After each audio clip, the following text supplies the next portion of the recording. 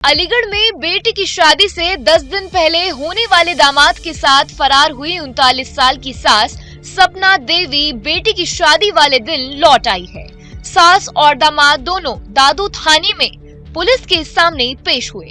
दरअसल मनोहरपुर गांव की रहने वाली सपना देवी ने पुलिस के सामने कथित तौर पर यह भी बताया है कि उसके 25 साल के भावी दामाद से संबंध क्षणिक नहीं बल्कि वह राहुल के लिए पूरी तरीके से समर्पित है। ये कोई अल्पकालिक संबंध नहीं बल्कि जीवन भर चलने वाला रिश्ता है। वहीं राहुल भी अपनी सास की हाँ में हाँ करता रहा और कहा कि दोनों एक दूसरे से अब शादी करना चाहते हैं। दोनों के बीच नजदीकी तब पैदा हुई जब सपना देवी की बेटी के साथ राहुल का रिश्ता जुड़ा और परिवार ने राहुल को एक मोबाइल फोन गिफ्ट किया ताकि दूल्हा दुल्हन एक दूसरे को समझ सके। लेकिन यहाँ तो उल्टा ही हो गया।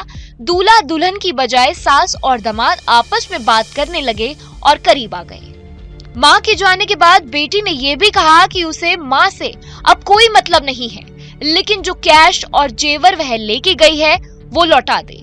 बातचीत के दौरान बेटी बीमार लग रही थी।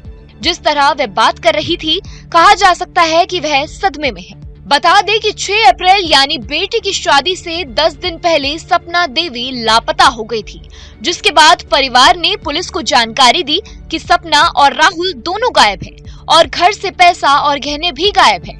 दामाद राहुल ने ये बताया कि उसने ये कदम सपना की हालत को देखकर उठाया, क्योंकि सपना ने उसको बताया था कि उसका परिवार उसे परेशान कर रहा है और वह आत्महत्या के बारे में सोच रही थी।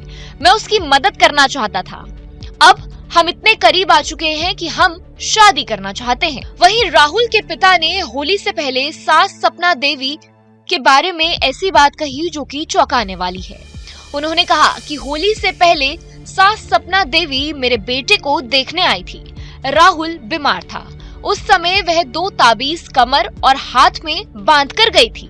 सपना देवी उस समय 5 दिन हमारे घर पर भी रुकी थी। ये पूरा मामला वशीकरण का है।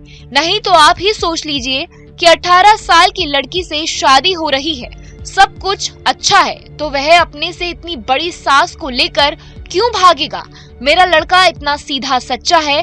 तिलक लगाना, दूर से सबको प्रणाम करना, उस महिला ने तंत्र मंत्र के जरिए राहुल को वश में कर लिया है। उसका व्यवहार भी पूरी तरीके से बदल गया है।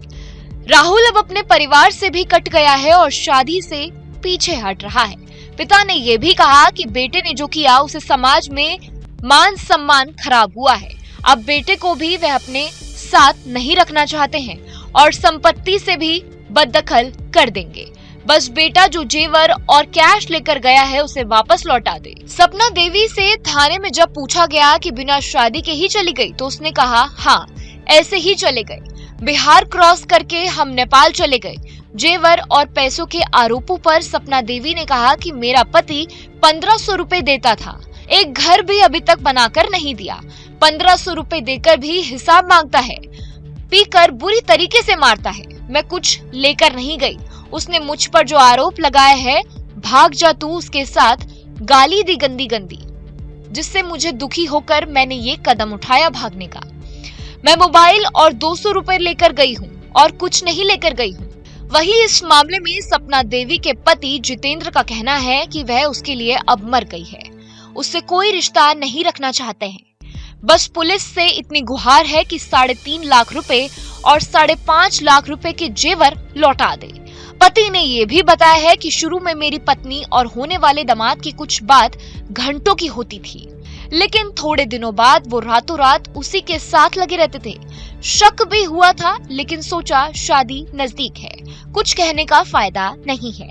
इसके बाद दोनों भाग गए। न्यूज नेशन अब व्हाट्सएप पर खबरों की ताजा अपडेट के लिए न्यूज नेशन के इस QR कोड को स्कैन करें।